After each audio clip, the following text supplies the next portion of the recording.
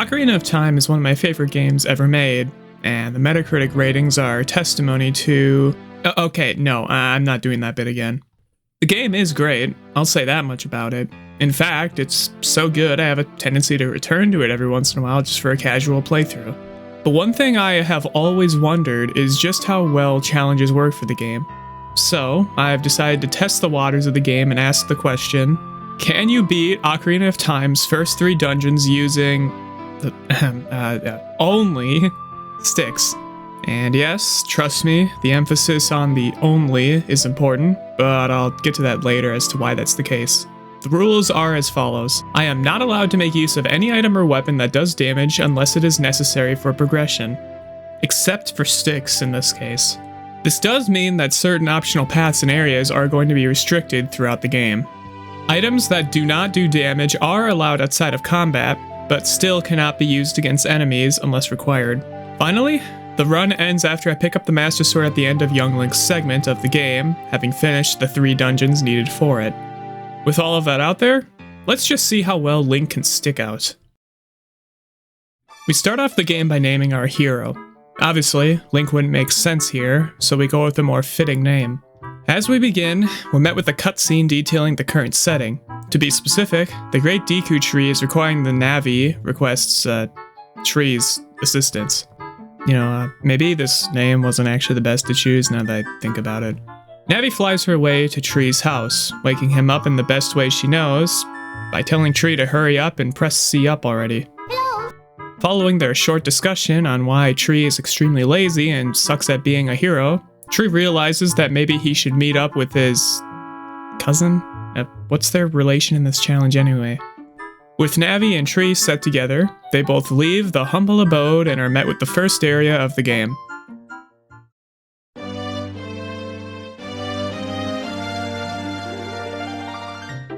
As we enter the Kokiri forest, we meet up with the great pal Zora. Now, doing as any friend does nowadays, I immediately ghost them as soon as I realize they want to talk to me. I decide to go around and quickly collect at least 10 rupees for something really important, and then make my way to the Kokiri shop. This place will be very, very important throughout this run. Just as we enter inside, we are met with the anti-hero of this run, the Kokiri shopkeeper. Thankfully, he's stuck behind this counter here, so he can't harm the world in any way. While here, I grab myself a stick and then leave to head towards the Lost Woods. Once there, I take a specific route in order to get to a certain destination that'll also be key during this whole thing. At the area, I equip the stick in my inventory and rile up the occupant here. So, this is likely going to be painful with the stick, but I'm sure it won't...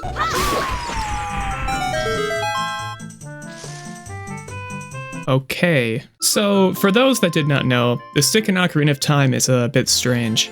As an example, the Kokiri sword in the game does about 1 heart of damage. Meanwhile, the upgrade to it does 2 hearts of damage. Can you guess what upgrade that is? Yes, it's the stick. Oh, also the Master Sword kind of does 2 hearts of damage as well, but who really cares about the dull thing anyway? So, with this quick test run done with, I continue further into the sanctuary, realize there's actually nothing here yet, and then return back to where I came from. From here, I enter and leave rapidly while picking up a nearby blue rupee in order to farm some money for some more sticks. It does take a bit, but eventually I get what I need and return to the shop. After grabbing myself more sticks, and upon reaching 10 in specific, I decide to head towards the Great Deku Tree and... oh, right. So we finally meet up with the main villain of this run, Mito. Mito's a bit of a loser, so he decides not to let us through because we're not prepared or some trash. I'm guessing he's never heard of how strong the sticks are. So I decide to try and see if I could glitch myself past him, as swords and shields are a bit cringe and I don't want them. But I couldn't get the angle right, and I'm not sure how viable this method is with a stick anyway. I do end up breaking a stick here, but I reload anyway since I'm a bit of a coward and don't want to get the 10 more rupees for another one. Deciding to actually abide by the rules here, I go through a crawl space to reach an area to retrieve the Kokiri sword, and then return to the shop, farm some more rupees, and then grab a Deku shield on top of that. Now that I have both, and visibly equipped as well, Mito finally decides to let me pass. As I trek towards the Great Deku Tree, I end up encountering the first enemies of the run, with them being Deku Babas. Normally, I could just easily use the sword I have to cut them and instantly defeat them. The problem here is that sticks aren't exactly sharp. So, as I keep trying to take them down, nothing happens, and it reaches a point where my health gets low. And because this is an older game, you know the drill. It just keeps on going and going and going, going and going. Alright, I get it. Way too much beeping for me. Anyway, after that mess, I meet up with the Great Deku Tree. He ends up going on about how he's having a stomach ache or something and wants Tree to help deal with that issue. After asking for a tree to show his courage and enter, I, unfortunately, can't. I'm just simply not brave enough. So, I leave and head back to the village to go to sleep and honestly once I be honest and actually tell him I'm willing to fix his bowel issues, he opens his mouth for an entrance and we move within to enter into our first dungeon.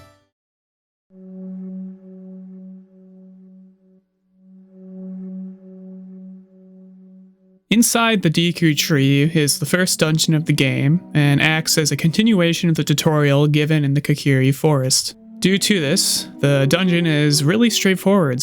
Even so, it does have some issues relating to the challenge, which will come up soon. To start off, I grab the map near the vines with the Skulltulas. I then move further up, get interrupted by Navi, and then enter into the nearby room. Within, we run into the first true problem of this run. Unfortunately here, sticks don't do damage to Deku Scrubs while they are still rooted. Due to the Deku Scrub being required to defeat in order to progress, and their only weakness being their own nuts, I am forced into using the shield to unroot it. Following me approaching it and having it surrender, I get a hint that I will totally use to progress further and won't forget it all. I then do some sick parkour and open the chest within this new room. My reward here is the slingshot, though obviously I won't be making too much use of it. Except, I will. Partially. This room does require it to be used in order to knock a ladder down, so I do so in order to leave and continue on in the dungeon. Back where I got the map near the vines, I run into another problem, but technically this one is at least solvable. No, it's not Navi interrupting me yet again, it's something more important than this. The Skulltulas on the climbable vines are quite an annoyance, given that they charge a moderate distance if they see you. Normally here, you'd use the slingshot to clean up this area of them. But obviously, the slingshot isn't exactly a stick on its own. So, after spending an annoying amount of time here until I get the perfect approach upwards, I make my way through the upper floor and enter into yet another locking room. Within that room, a set of raising platforms can be crossed, and within the chest further in, I get the compass. I guess technically I could have skipped this room in this case, but I honestly forgot where some of the items are located in this dungeon, so it doesn't really matter. I do also get a bit greedy and die to a Skulltula when trying to get some other stuff in this room, so that's a bit embarrassing. After yet again climbing up the Skulltula-infested vines and taking out a Skulltula blocking the drop, I then jump down said drop to break the web blocking the center hole.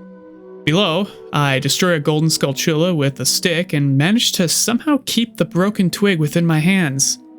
Somehow? Once I use the fire to burn down yet another web, I move into the room and meet up with another scrub. Thankfully, this one can be skipped using the slingshot to open the door by shooting the eye above it. Navi, yet again, interrupts me when I enter into this, torture chamber thing. By pressing a button within the water, I lower the liquid enough to cross the room safely.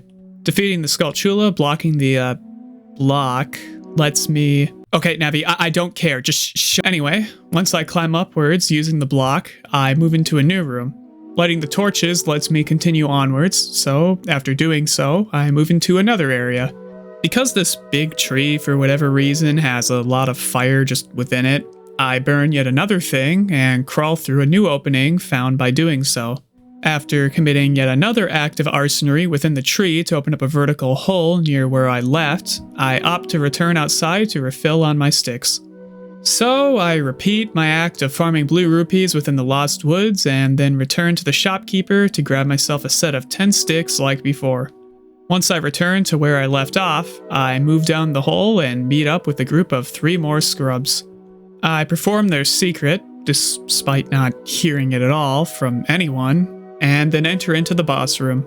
Inside of the dark area, I look up to see a strange eye, and doing so causes the foe to become agitated and fall down. As it tumbles down, we meet the first boss of the game. The parasitic armored arachnid, Goma, or just Goma, is a fairly simple boss used to display how bosses will work throughout the game. This also demonstrates a problem with this challenge, with sticks being unable to deal damage to Goma without any assistance beforehand. The good news here is that Deku nuts do not do any damage to Goma and instead just stun her, so it is still possible to only damage her using just the sticks. Goma retreats whenever she is hit to spawn more assistance. Once the adds of the fight are defeated, she will fall down and continue her attack. Repeating the same stuff from before, but twice in a row, causes Goma to fall, and with perfect timing too, as I just ran out of sticks and nuts. Once I get myself the heart container dropped from her, I leave the big tree using the nearby beam of light. We are then teleported right in front of the great Deku tree, who appears to be quite proud of Tree using his branches to defeat so many foes. He also decides to go on about some story he thought of at the time, so I decide to oblige him and listen on. He ends up talking about some random guy who likes riding horses, and then goes into detail about the goddesses of this land. Personally, I don't think Tree here actually cares much about all of this unless he's gonna get something out of this. Like, I don't know, a stick or something like that perhaps? That'd be pretty cool, right? There's also this thing about a Triforce at the end of this, but that's probably important, I think. I don't know. He then tells us to look for some princess in a castle, and then just gives us his heart on the spot. Kind of a dumb move by him, because then he just ends up dying. Like, right after that. Anyway, after just casually killing my father, I decide to leave the Kokiri forest. We end up seemingly running into our totally good friend Zora, who ends up giving us an ocarina. Like any best friend would at this point, we just kind of awkwardly stumble out of the conversation and enter into the next area.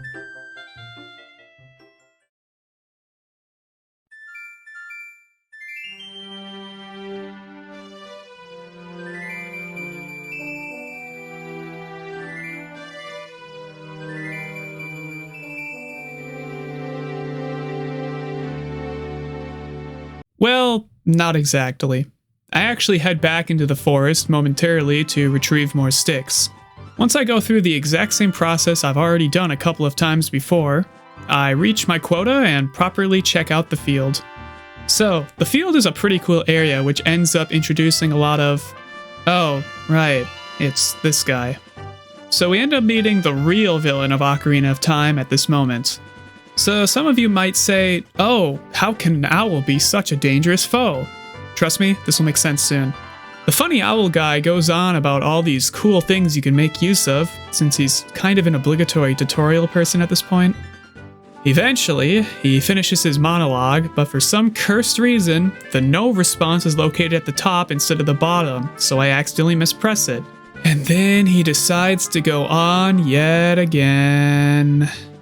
Anyway, the next time around, I make sure to press yes this time, and with that, he decides to fly off after delaying our journey. Hyrule Field is a pretty vast place, so crossing it quickly as possible is important. Since Youngling cannot use a horse, we have to make use of the next best method. Backwards running! We eventually hit the castle town right before night hits, though the inside still seems bright as day, so there's a lot to question here. Within, I first check out the masks shop, but it's unfortunately closed at the moment. It'll probably be important later though. I decide to continue on towards the castle after my quick check-in of the masks shop. We wander inwards and, oh great, it's you again. The horror game antagonist decides to continue on with the tutorial knowledge and tells us how time only passes in overworld areas.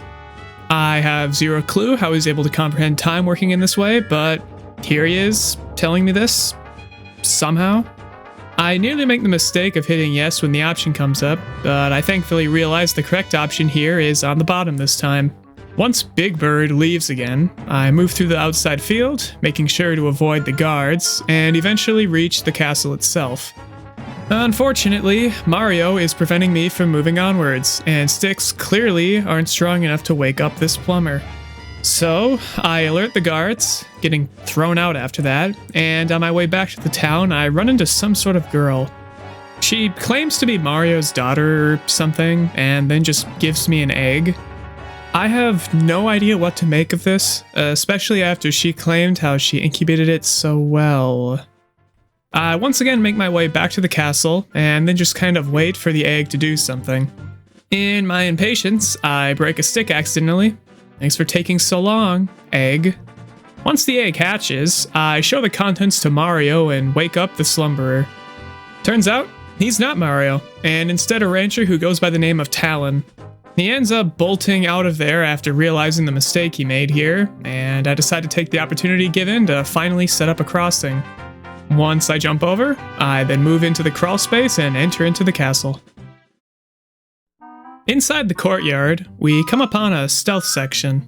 It's fairly obvious what you're supposed to do, but taking some risks can give out some additional rupees. This also leads me to being detected and kicked outside, but thankfully the guards are lenient enough to let me just wander back in mere moments later. After managing to get through the entire courtyard, I move into the main segment of this area of the castle and come face to face with the princess I've been searching for. Sadly, it seems she doesn't really care much about my chicken. She ends up seeming a bit surprised over my arrival, and of Navi as well. She also asks if I have the Stone of the Forest, but I have no clue what she's on about. I only have a tree heart. So, I be honest with her. But she ends up stating that it's a bit weird if this is the case, because then I'm not from her dreams. Which, actually, that makes you look a bit weird, princess. Why do you have dreams about me? So I yet again tell her the true situation, but she still declines that truth. And then I do it again, and then again, and again. Okay, fine, sure. Maybe this heart is the stone, somehow. She talks more about her dream before actually introducing herself as Zelda, the Princess of Hyrule. Tree mentions his name to her, and she finds it familiar. I wonder why that could be. Since we're already here, I decide to listen to Zelda as she goes into a story of her own, as long as I keep it a secret. So, I oblige her, as no one is totally watching us right now at this very moment. Most of the story was already somewhat explained by the Great Deku Tree earlier, so I'm fairly certain Tree didn't pay that much attention to any of this. She also ends up explaining more about the entire Triforce thing we were told about earlier, which I guess that's cool. Following all of that, she elaborates us on the stones being necessary in order to enter into the chamber with the Triforce. She also adds that an Ocarina is needed, and thankfully, I totally have one that works with this part.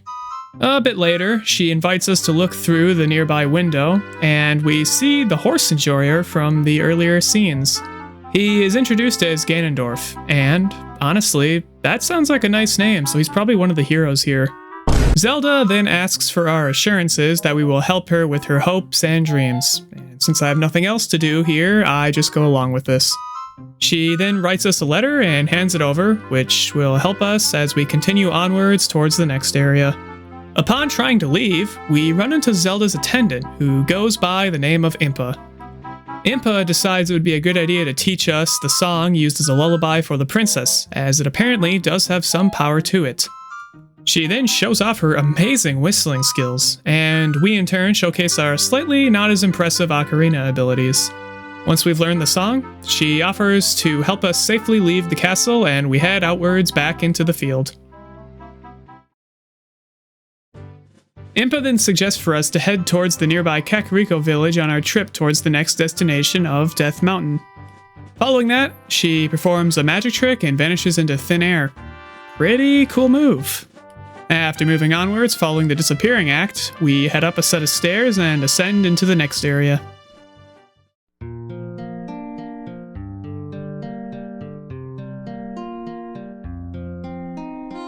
Kakariko Village is a pretty bustling hub, though unfortunately I won't be doing a ton here. I make sure to find a bunch of chickens scattered throughout the entire village, with some of them being in spots that are very questionable. I then collect them all and return them to their owner. Apparently, the chickens are called cuckoos, or something, according to said owner, who also has allergies to them. You know, I'm not sure it's the best idea to be owning so many of them if you're allergic. Just saying. For helping her out, she gives us an empty bottle. We then make our way towards the nearby graveyard of the village and set off towards the back. There, I play Zelda's lullaby to anger Zeus from the skies above, who thankfully opens up a path downwards for us. The royal family's tomb is a semi-important area here, as it does have something neat at the end of it. Unfortunately, only having sticks for this part does make it a bit iffy to go through. Once I use a bunch of sticks to kill off all of the flying foes, I then continue onwards into the next section of this. A few zombie-like foes, going by the names of Redeads, are in this area, which have a tendency to freeze you in place and cause quite a chilling scream. Anyway, after that small part, we make it into the last room and find a poem for the royal family. Near it seems to be some sort of composition, which we keep note of and learn for future uses. With the sun's song now known, we depart and make our way back to the village. I also make sure to take down a Redead because I was getting annoyed of them. It was necessary, trust me. Back at the village, I make my way to the gate leading towards Death Mountain and show the guard the letter from Zelda. He clearly doesn't take it seriously, but still lets the tree kid go on through because, I don't know, I guess he doesn't get paid enough. He also asks for us to check out that mask store yet again, as it may have some stuff in stock now. I decide to help him out, as I'm gonna need a certain mask from there anyway at some point, so this ends up working out for both of us. Back near the castle town, I make use of the sun's song to force daytime and lower down the drawbridge. Once we're back in the town, I head towards the mask shop, and inside I see some new things around. We meet up with this strange fellow who I'm sure isn't some sort of important character in a future installment. Probably. And then grab myself the Pikachu mask, or the Keaton mask or whatever, and head back towards Kakariko Village. Tree shows off his amazing Pikachu cosplay to the guard, who clearly gets a laugh out of it. Knowing that it's popular, the guard really wants to buy it from us to give it to his son. So I end up selling it off and get 15 rupees. I quickly return to the mask shop and give the shopkeeper 10 rupees to pay off the cost of the recently borrowed mask, and then pick out the new skull mask that's now in stock. With that all set, I make my way back towards the Lost Woods in the Kokiri forest. After going through a specific order of entrances within, I eventually reach the area in question I am after. Further in, I end up encountering a strange Deku scrub. After knocking it up using my shield, I move in to see what's going on with this weirdo. They offer me a larger stick bag in exchange for me letting them go, but unfortunately, it's at this point I realize that due to the shield not being needed here, I technically can't receive this from the Deku scrub. So I let them off without another word, feeling quite disappointed I can't expand my stick bag yet due to this issue. I decide to go further into the forest to see more of what could... Okay, are you just going to start doing the entire Navi thing where you just appear when I never want you to now? So the funny owl decides to tell us that we should follow the music in order to find our destination. I mean, cool info and all, my owl dude, but I already knew how to get there beforehand. Thanks, I guess, though? Of course, I accidentally pressed the yes option again, so I get to listen to this entire message a second time. Woo. Anyway, he eventually flutters away, and I move on back to where I was originally headed. I cross through the maze within the meadow like before, but when I hit the end zone, I end up meeting our best friend Zora yet again. She goes on about how this is her secret place, except Tree already knew this earlier in this run, so it's kind of not that hidden. Zora then offers to have us both play the Ocarina, as it should help us communicate with the spirits in the area. She does her part of the routine, and then we copy her in return, and now apparently we have the ability to jam out to a new theme whenever we want to. And trust me, jamming is something we're likely going to be doing later. So, with the new song learned, we head out and... did I not just say I did not want you to become the new Navi? The owl talks about how the Ocarina works, but I have no idea why because we already learned how to play that with Impa, who has done way more than this owl so far. He eventually decides to fly away since I remembered the options again this time, so I'm able to properly head to my next destination. I move towards the Kokiri shop again to grab myself more sticks, and then make my way all the way to the actual proper route and set out within the next new area.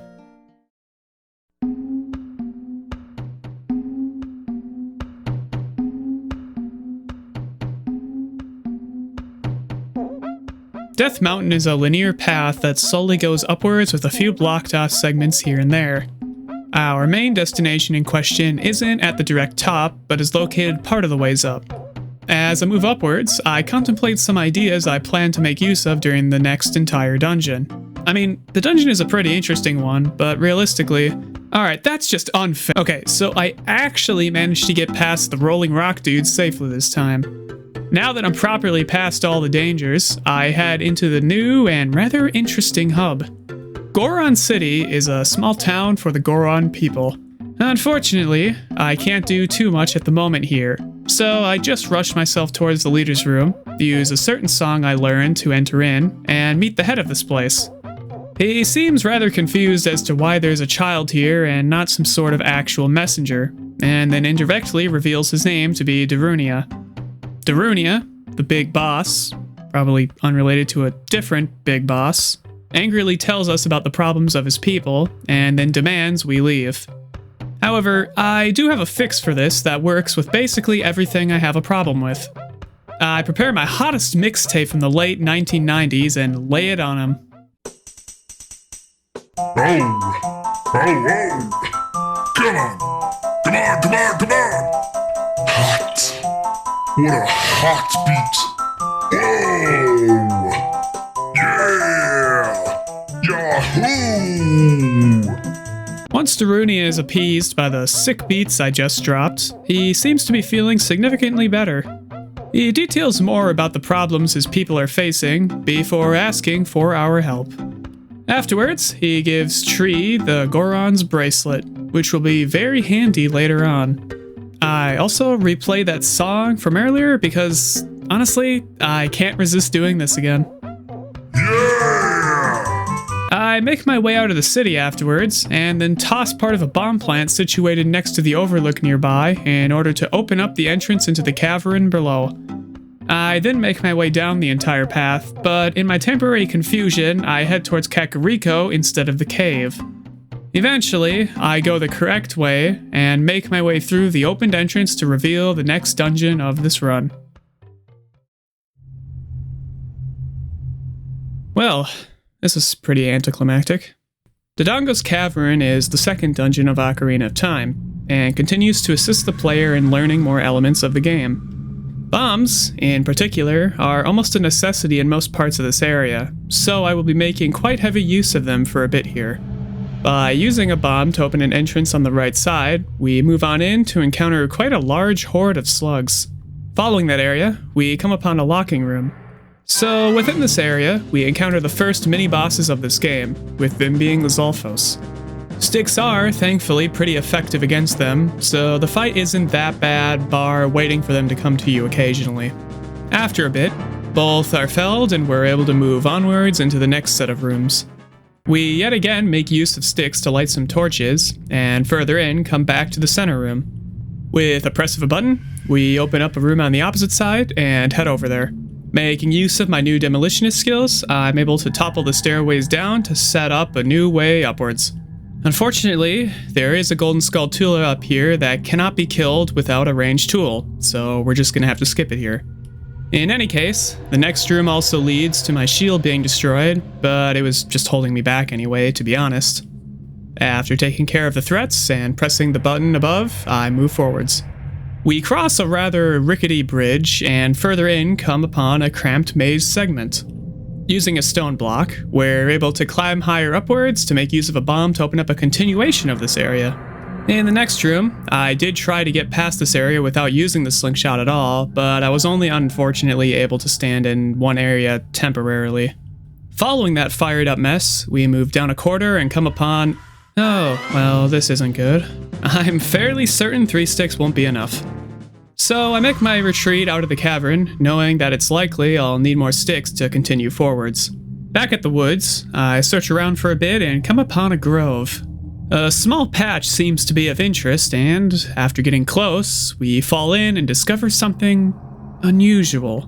By putting on the skull mask here, the scrubs nearby seem to be quite intrigued. In fact, they... wait, no, geez, I'm not ready for this. After coming over my social anxiety caused by this large fan gathering, the scrub leader here assists us by increasing how many sticks we can carry. They also refill our entire stick bag, which is definitely really good here. I head over to the nearby sanctuary as well, to enter into a fountain hidden in the center. There, I heal up and use the bottle we got earlier to contain a fairy for later. After making my way back to the cavern, I go through the same set of areas to return back to the second mini-boss chamber. Once I beat up the two Lizalfos in a rather cool-looking arena here, I move on, do the slingshot puzzle here as well, and find a room containing a big chest with a bomb bag within. I then make use of these newfound bombs to turn the big Dodongo skull's eyes red, which opens it up to lead further into the dungeon. We then make our way down more corridors to then come upon a big pushable block. By moving it towards the center of the room, while totally not being attacked from above at all, a new and final room is able to become accessible. In here, we can make use of a bomb to blow open a hole. Once we fall down and hit the bottom, we come upon a huge and imposing enemy. This enemy in question being the second boss of Ocarina of Time.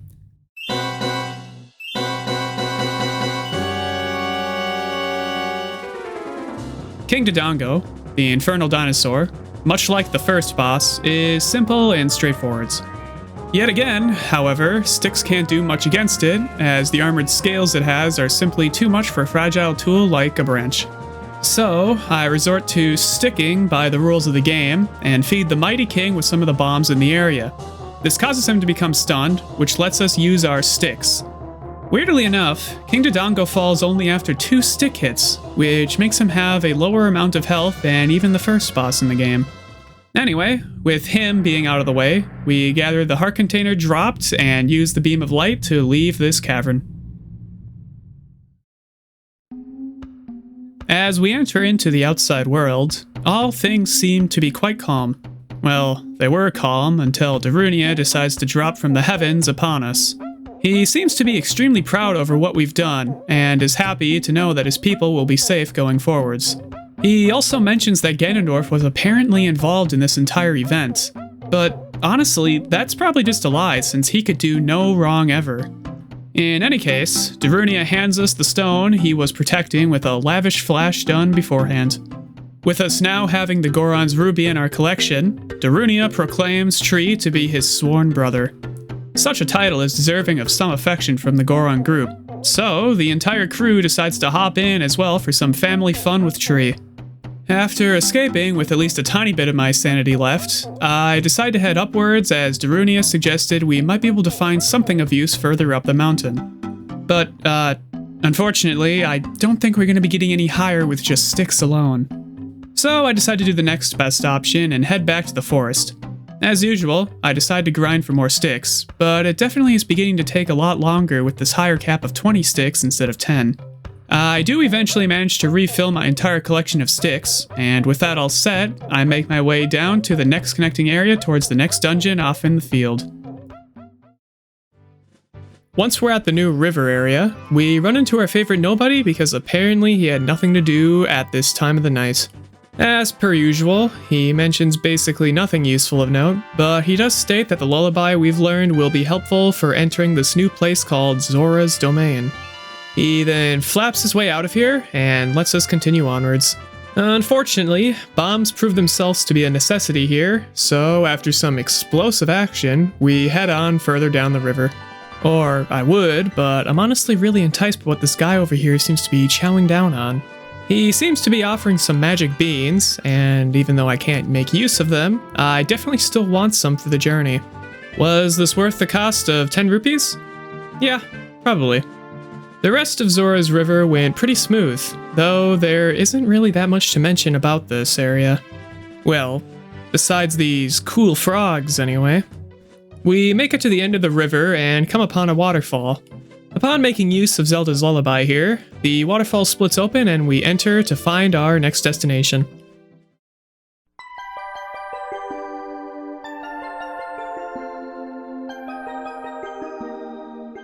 Zora's domain is a tranquil hub, and features a few things I definitely need to commit to, unlike some of the other cities.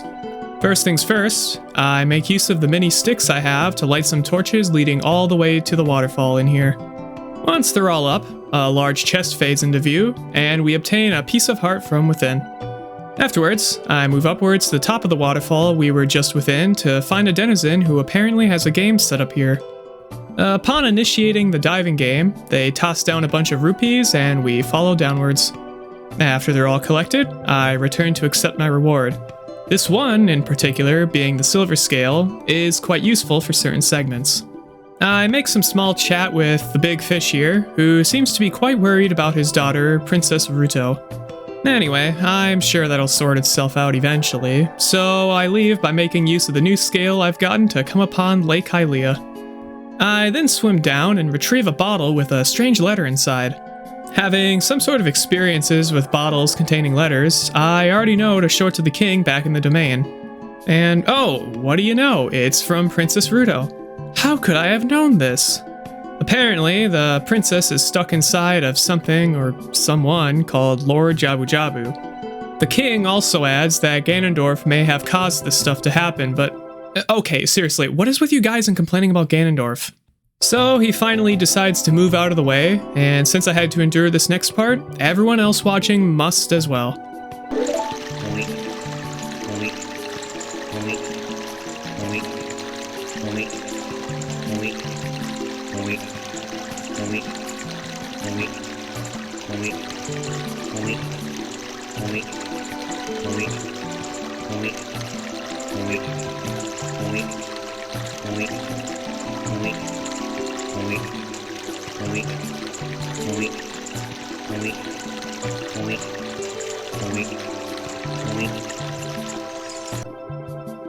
Wow, how dreamy. I make my way beyond the Fish King and explore behind him. Outside, we come upon Zora's fountain, which contains the whale mentioned earlier. Unfortunately, it seems the funny-looking thing over here won't open their mouth for me, so it looks like I've got to find some other way inside. Moving back into the domain, I do an extremely worrying hop off of the waterfall in which Tree was totally not harmed here, and then grab a fish from a nearby school of them. I then decide to head back to Jabu-Jabu in hopes that the fish is a type of thing he enjoys, and, well, it seems he does quite like that type of delicacy. Honestly, he seems to enjoy it a bit too well, as we are then flown right inside of his mouth rapidly, which in turn has us entering the third dungeon of this run.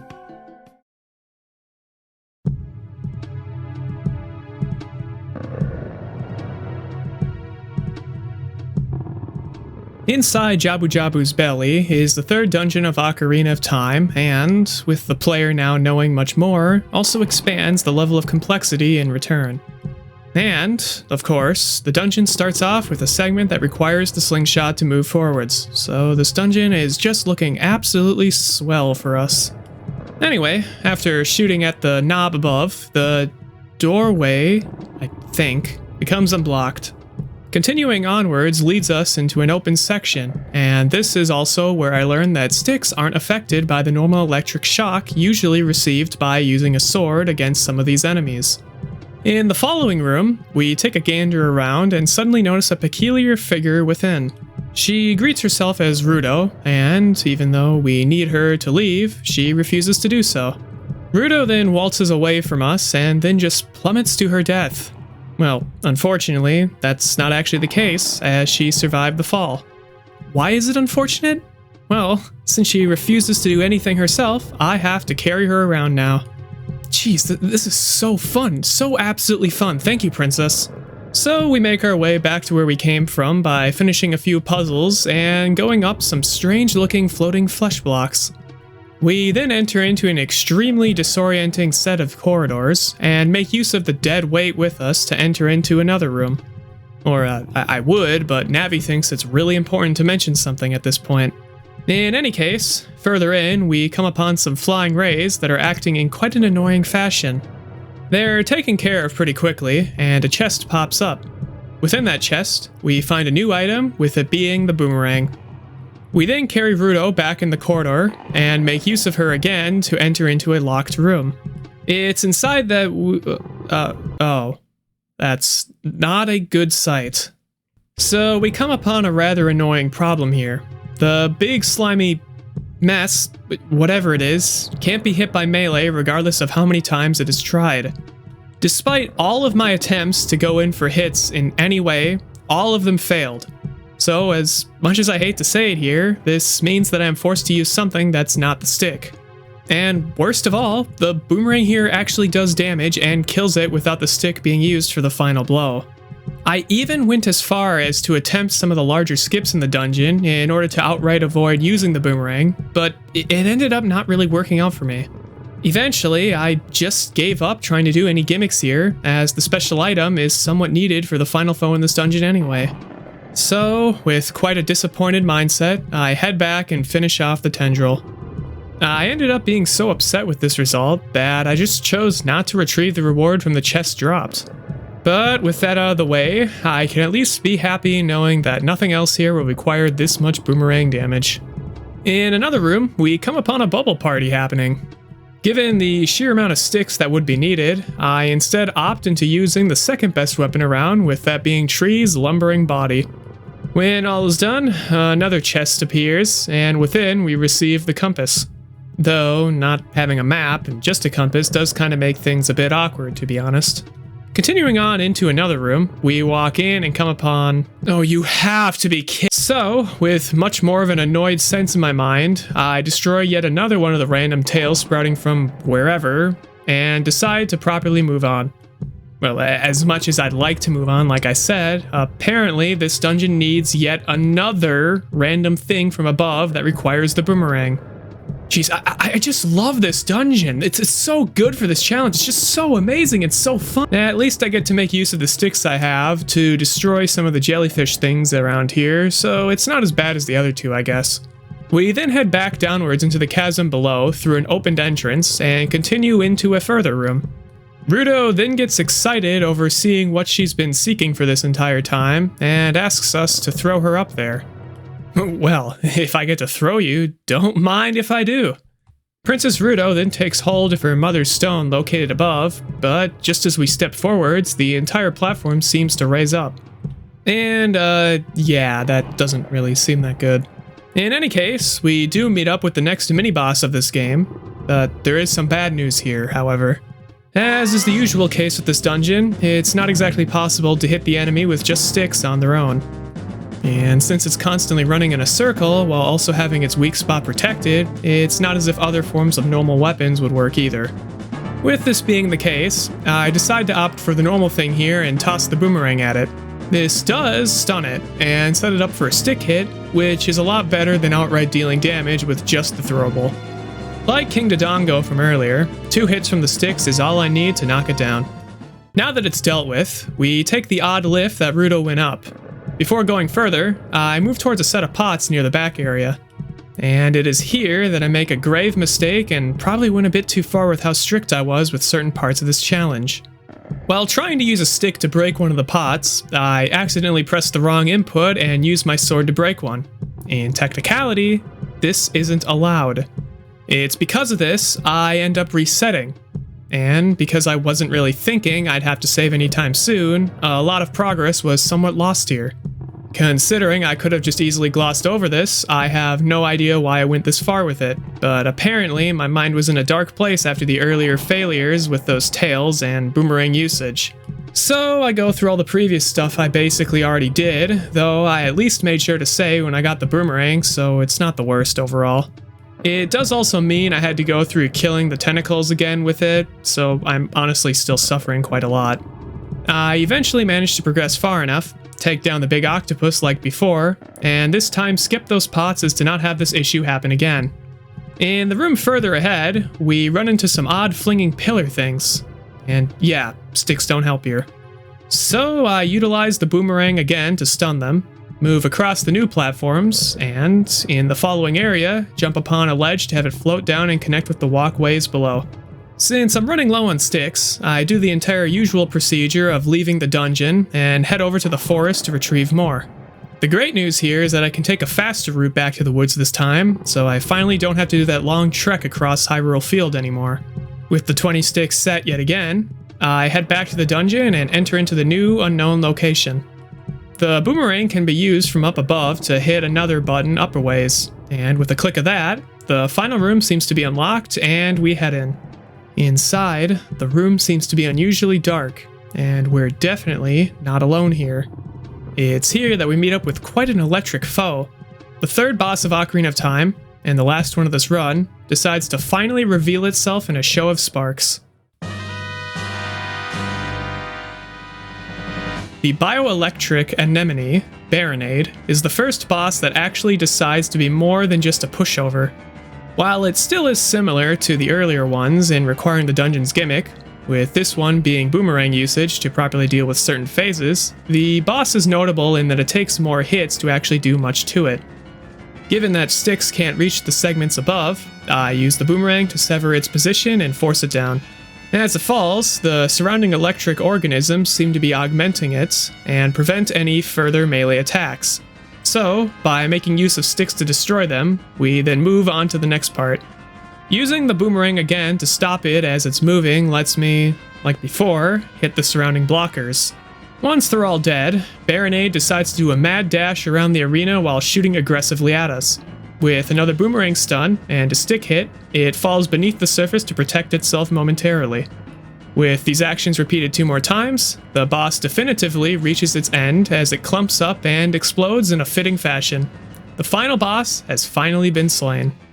After that point, I grab the fallen heart container and move to... Well, that's not usual. Ruto momentarily chastises Tree for the lack of chivalry he showed during this entire debacle, and then the two finally decide to leave through their upwards motion. You know, I have a feeling I'm not supposed to be here. So, Ruto comments on how cool Tree looked, but it's honestly pretty hard to figure out on how much of a compliment that actually is, considering who it's coming from. With how awkward this entire thing is going, I decide to just honestly tell Ruto I'd prefer to just leave and that I don't want anything. But apparently, she's pretty adamant on giving something away. She later describes why this is the case, and... oh, well... now it makes sense. Tree, I have some very, very bad news for you later. So, with a vibrant flash, the princess gives out her most prized possession to Tree, with that being the Zora's Sapphire. She then gives us a quick mention for us to keep this a secret, and don't worry Ruto, I'd not want to tell any of this to anyone in the first place. We make our way out of Zora's domain, and head further within Hyrule Field towards the castle. However, something here doesn't seem quite right. Dark weather appears to surround us, and, just as the drawbridge hits the ground, both Zelda and Impa seem to be riding away on horseback. It's at this point where the Princess of Hyrule decides to toss something off towards the water and wow, that's quite the throw.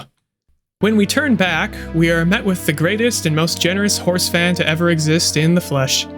He seems to be trying to follow the other two that were on their horse, and then asks Tree for directions. You know, I had a feeling Zelda was an evil person this entire time, and this just confirms it. Tree, seeming quite in agreement with Ganondorf, decides it'd be a good idea to lend him a hand and see if he could make use of his sword. Clearly, however, Ganondorf is doing a challenge run of his own, as he decides to retaliate with a flash of magic from his own hand. Yeah, I don't think he'll need a sword if he's trying something like this. He then rides off, seemingly headed to take down the villains who escaped from earlier. All I can say is that I wish him luck on his endeavors going forwards. We then make our way to our final destination of this run, and already I can feel the relief of knowing that this challenge will be ending soon. Further in the town, we run towards a sacred, well-kept temple and continue on inside.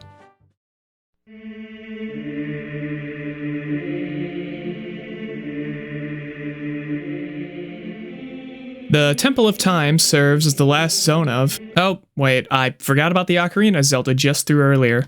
Upon my return to the moat of the castle, I grab the ocarina and go through quite the mental experience. The princess ends up teaching us a song used to open the door in the Temple of Time, and with it learned, we head back to the actual destination from earlier. So, anyway, the Temple of Time acts as our last area of this game, but doesn't actually contain much to it. Now, admittedly, I decided to mess around and see if I could get the normal clip through the door here, but given that I'm not the best with movement in the game, I struggled really badly and eventually just stopped. In any case, I then decide to play the Song of Time, and watch as the 3 stones collected from throughout the run are placed on the pedestal nearby. It's then that the Triforce above lights up. Following that, the door opens for us to finish this run. Within, we find the Master Sword, and given that the final rule required us to pick it up to end the game, I head over and lift it from its seal. And just as the blue shines around us, the challenge finally ends. Well, not quite. In truth, there's still more to this entire challenge, though I'm fairly certain the length of the video gave that away. Before getting to it, we awaken to find Tree to be a bit different. It is here we also meet up with Rauru, who goes on about our destiny or whatever. I was really tempted to make a joke about a certain fighting game character again here because of this guy's appearance, but sadly it appears head hair isn't much of a strong suit of this sage. Anyway, context isn't really needed here, so let's just skip to the good part. The guy not from the Tekken series of games hands us an arcade token, which is actually somewhat funny now that I look back on the comment I made earlier, and then we awaken back in the Temple of Time. A bit later, a strange figure appears behind us, who talks all about what we have to do going forwards as the hero we definitely are. They then direct us to head towards Kakariko Village to prepare ourselves for the tasks ahead. Now, as we make our way outside, there seems to be quite an obvious change in the scenery. It's also out here that we learn about one of the biggest problems of this run. Tree cannot use sticks as an adult. Now, could someone explain why an adult can't use sticks? Because I clearly am having a lot of problems here. We make our way out into Hyrule Field and continue into the village mentioned earlier. At the village, we waltz up to the well at the center, which will most certainly be an important thing very soon. Our actual destination isn't this, though. Heading towards the back, we make our way into the graveyard. By pulling open a very specific grave on the side, we head down into quite the interesting crypt. Some goofy ghost here offers to race us, so we do, and after dodging some fires, and honestly getting hit by some, we traverse through the maze and meet the ghost's expectations. Seeming impressed, the ghost decides to summon a chest nearby which contains our reward. Opening up the chest, we receive the hookshot as our reward, which, well, it's not really a stick, so you know how much use this is going to be getting. I then leave by using the Song of Time to move some blocks, and enter into what seems to be the windmill from the village. Inside, we collect the piece of heart, and move downwards towards the angry man within here. He painfully recalls the past, and how some kid ruined so much. Of course, upon taking out our ocarina, he ends up in quite the confused state. It's then that he replays the song he remembers, and in turn, we learn it from his own steps. With the Song of Storms played, the entire windmill seems to be stuck in a thunderous state, and the interior parts seem to be moving rather fast as well. Anyway, we depart after we got what we needed, and travel to the Lost Woods. Unfortunately, the funny Mito guy from earlier is back to mess up the fun we're having with his dumb guarding abilities again. You know what, Mito? No, I'm done playing by your rules here. How does it feel now, Mito? Huh? So we make our way to the sanctuary from before, but the maze seems to be filled with quite the dangerous beasts now. After weaving our way through many areas while only, thankfully, being hit a few times here and there, we dodge by a large hammering foe and come upon the sacred grove. The stranger appears from the side and gives us their philosophical take on things.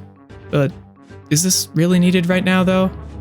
They end up teaching us the minuet of the forest afterwards, which will help take us back to this memorial place in the future if need be. With that done, they depart with a quick, though familiar, flash. At this point, it seems I've gotten everything set up and can continue on properly now. I've gotten the tools, the song, and all else that will be important. All I have to do now is to return the sword and... Oh, right, you're still here. Anyway, after taking a different path back, I make my way to the Kokiri shop and pick up some sticks since I'm already here. Back at the Temple of Time, I make my way further in to return the sword, but, well, there's a problem. Our mysterious friend from earlier won't let us put it back, as we have to go help someone else beforehand. The issue here is that sticks can't be used in the dungeon they want us to enter, so even if we wanted to, we can't do that dungeon. I suppose this is where our challenge ends, and on quite a depressing note as well. No, I refuse to have it end here. The dungeons of this run have necessitated non-sticks for too long, and there is no way I will have this challenge end in such an unfortunate manner. I will do a dungeon that can be only done with sticks. I must. With my mind set, I reload the game to when Tree wasn't a cringe adult, and move into the Lost Woods to gather more rupees for sticks. It's at that point I make my way to Kakariko Village. Remember that well from earlier? Well, it's about to become the most important thing here. Now, given that I had to reload, I do not have the Song of Storms on me. Normally, you'd be able to play it here to lower the water. However, this game can be very quirky with how some of the cutscenes work, so all I have to do now is figure out the best way to break the game using this in mind. But sadly, I can't figure out how to actually get down there in any way. And worst of all, I'm getting pretty mad at all of this. It's all the Cuckoo's fault. They caused all of this, and there's seriously no reason they should even... Wait. Of course! The Cuckoos were key to this the entire time! At this point, I pick one up and move it to the well. I know now what I must do to unlock the secrets below. Here goes nothing.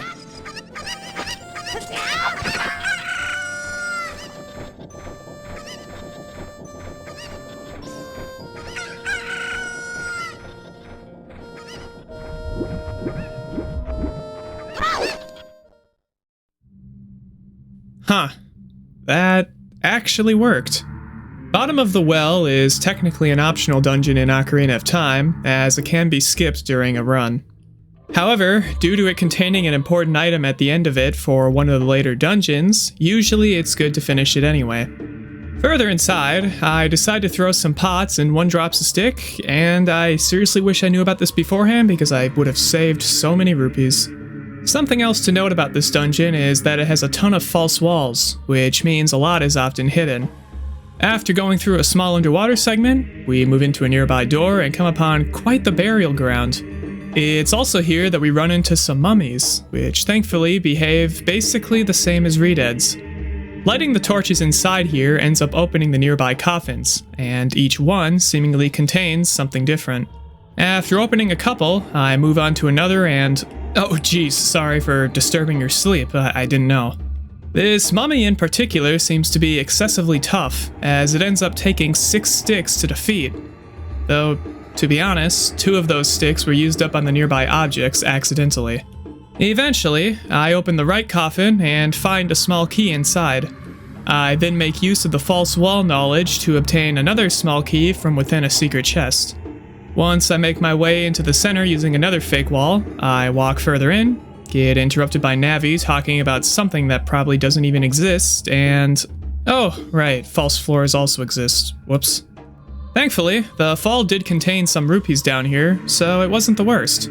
I end up breaking some pots down here, and find another stick. After that discovery, I continue back towards the center of this chamber, and carefully collect some silver rupees upon this spooky pond. Moving upwards, I end up finding all of the additional silver rupees and open up the exit. Back where I dropped from, I use one of my keys to find myself in a rather odd room. I was going to try crossing all of this by using the shadows of the keys above, but as it turns out, one of them didn't want me going ahead. So I go back through the same path below yet again, and decide to check out a different locked room. Inside here, we end up finding both a golden Skulltula and a Deku Baba. And honestly, I don't want to be reminded of either right now, so I'm just gonna leave. While thinking of what to do next, I end up having a small chat with the nearby blob mess, which ends up giving me an idea. No, it wasn't to end up falling down again, which may have happened, but it was to instead make use of Zelda's lullaby upon a nearby Triforce engraving. Doing so causes the water level to drop, which seems to open up some more passageways. Near the start, I make my way into a new opening and head into the crawl space. Further in the next room, I make my way through a door and end up in a very worrying scene. As I end up moving closer to the hands, one ends up grabbing me and... Oh my... Holy... What even is that? You know, this thing still gives me nightmares to this day. This is a game for kids, by the way.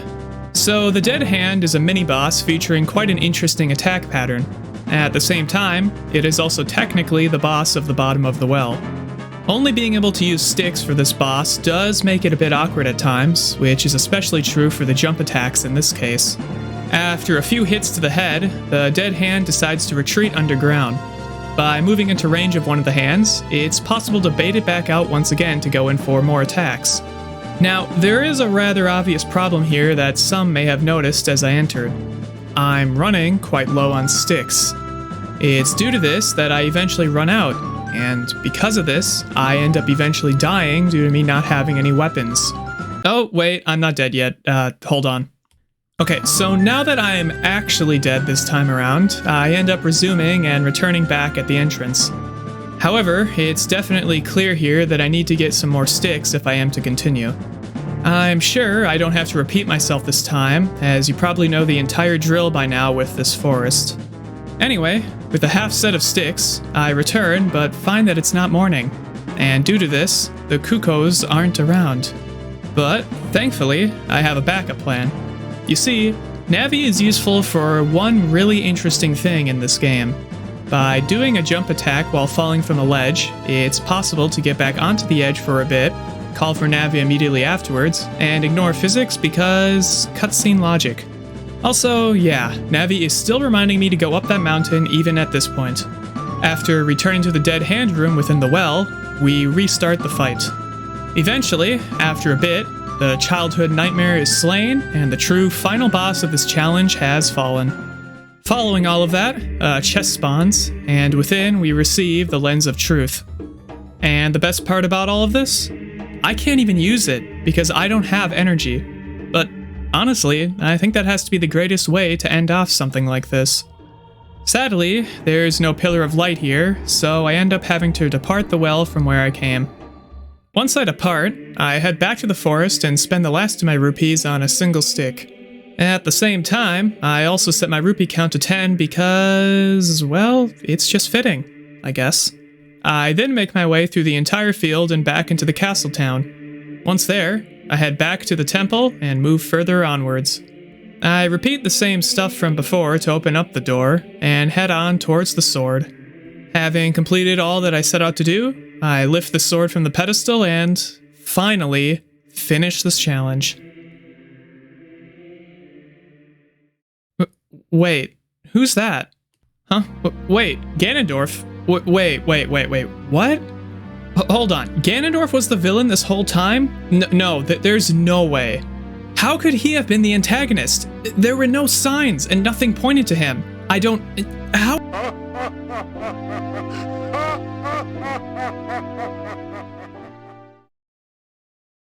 If I had to ask myself whether or not Ocarina of Time's earlier dungeons were doable with only sticks in mind, would I say that it is? No, it basically isn't. As unfortunate as it is to admit, Ocarina of Time simply requires too much of a combination of weaponry and items to do much in the dungeon scenarios. Now, technically, I did beat the challenge by the rules I used, and only used non-sticks in scenarios where they were required. So, in a sense, I'd say that such a challenge is doable to at least some sort of extent. Something else that I found interesting were the overall statistics of this run. For example, if we are to include resets, a total of 124 sticks were broken throughout the entire game, and a whopping 1,060 rupees were spent solely on sticks as well. With all of this known, I think we know who the real winner of this challenge truly is. Honestly, with how well this entire thing went overall, I really want to return to Ocarina of Time again at some point for another challenge. And seriously, I already have some ideas in mind. But would I be able to deal with the longevity of a challenge like this one again? Is such a thing asking too much of any single person? I mean, in a sense, stuff like that is simply too difficult to answer easily. After all, who knows what the future will hold, right?